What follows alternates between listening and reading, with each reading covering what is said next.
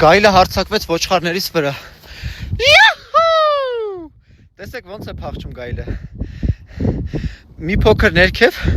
մոտ 10 մետրի վրա հանկարծակի երկուսով դուրս եկանք իրար դիմաց, չենք նկատել իրար։ Ինձ տեսավ ու փախչեց վերև։ Լավ է, արդեն շներս գալիս են ներքևից։ Ինչ էլ սիրուն է մեռածը։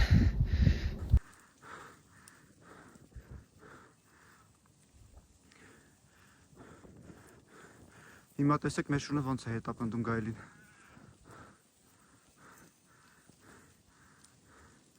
Ինչ հանգիստ է գնում գայլը, որովհետև վստահ է իր ուժերի վրա, ավելի արագ է, քան շունը։ Տեսեք, կանգնել նայում է մեր շանը։ Մեր շունը արդեն շունչը փչել է։